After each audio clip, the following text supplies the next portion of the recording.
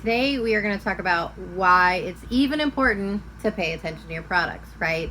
Because we're sitting here talking about a more holistic approach and plant-based approach, but why does that matter? Why does it actually matter? And I'm going to show you some of that out of this amazing book that I love. It's called Your Health Has Been Hijacked. It's by Dr. Tom Reed.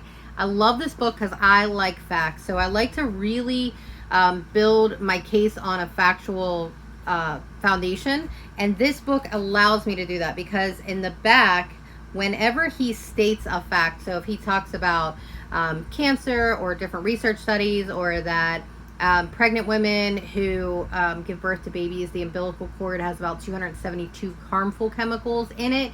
When he makes those very bold statements where you're like, there's no way that's true, there's a little number after it. It'll say like number 23. So you come in the back of the book and then you just find number 23, and then it tells you where to find it on the internet so that you know that the information is valid, and you can then portray the information. So I'm going to give you a little bit. I'm going to give you like two little parts out of this book that I really find to be super eye-opening and why we need to really start to pay attention, okay? So the cosmetic industry in the United States is saturated with toxic chemicals. There are more than 25,000 chemicals in cosmetics sold in the United States. Yet less than 4% of these ingredients have ever been tested for toxicity and safety. The European Union has banned over 1,300 chemicals found in cosmetics, but the FDA has only banned 8 and restricted 3.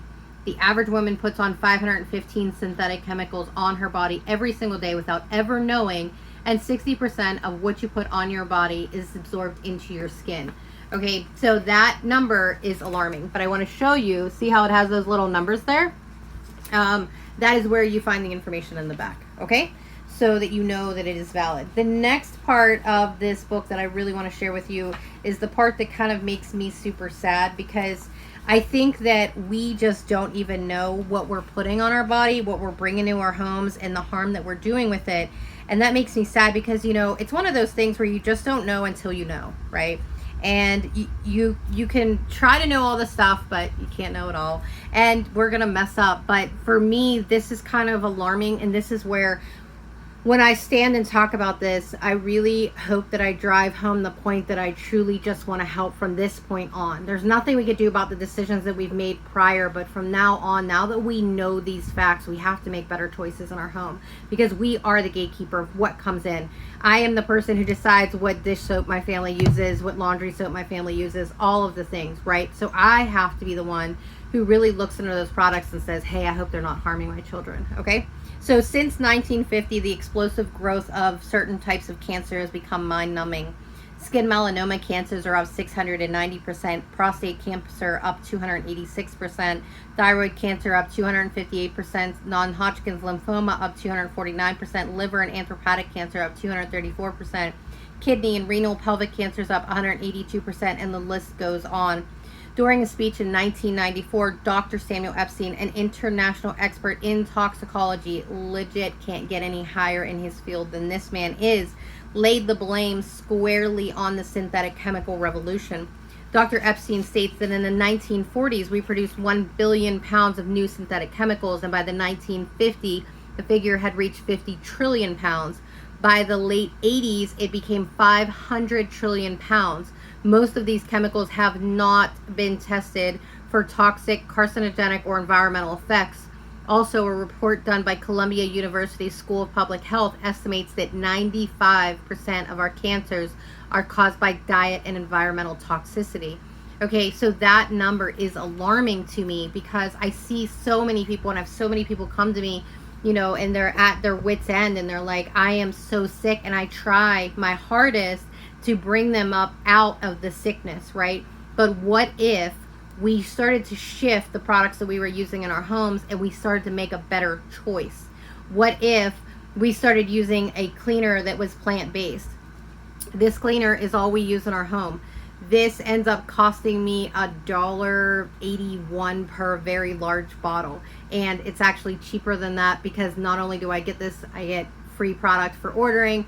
I get a percentage paid back on Essential Rewards, which is just a monthly ordering program that helps to incentivize me for making better choices in my home. The first 3 months I get paid back 10%. The next 24 months I get paid back 20%. And from that point on for life, I get paid back 25%, which they mean by paid back is I get to cash those points. Every point is $1. I get to cash those points in for free products. And I like to help people to cost effectively ditch out harsh chemicals, because that 95% cancer rate, I want to see that go down in my lifetime.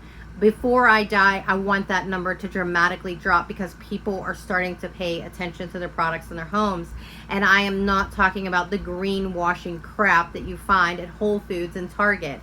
I am talking about quality products that have absolutely no SLS, sodium lauryl sulfate, absolutely harmful to the body, harmful endocrine disruptor, no dyes, no fragrances, no formaldehyde, no phthalates, no synthetic perfumes. If any of your products say fragrance on it or perfume, throw it out. In the United States, they are legally allowed to hide chemicals under there because a fragrance is a trade secret. So if you have Mrs. Meyer's that's fragranced lavender, they don't want another company stealing their recipe. So the government allows them to use the word fragrance and hide over 300 chemicals in there that come up with that scent, right? And they don't legally need to tell you what is that chemical making that, okay? There's a really good documentary on Netflix called Stink, S-T-I-N-K. If you want to watch that and really get an eye-opening experience of what I'm talking about, that one will blow your mind.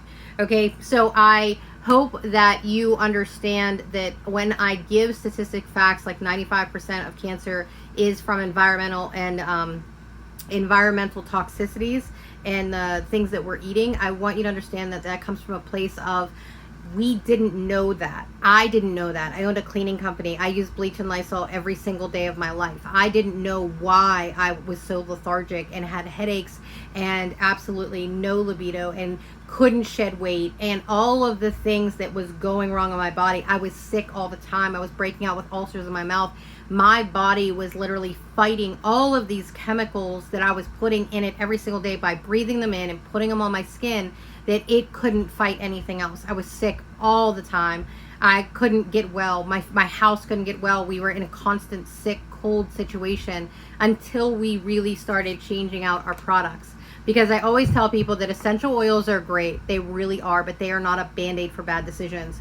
We have to make better decisions in the products we're bringing in our home, because we are the gatekeepers of our household. We are the ones that our children, you know, they don't get to decide what their clothes get washed in or what they smell like, right? We use wool dryer balls now, and they smell like lavender or orange or peace and calming or valor or citrus fresh, whatever we want it to smell like.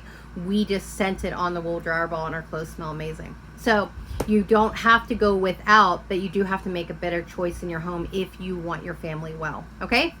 I will see you tomorrow, and I'm super excited to start showing you how we use these products every day.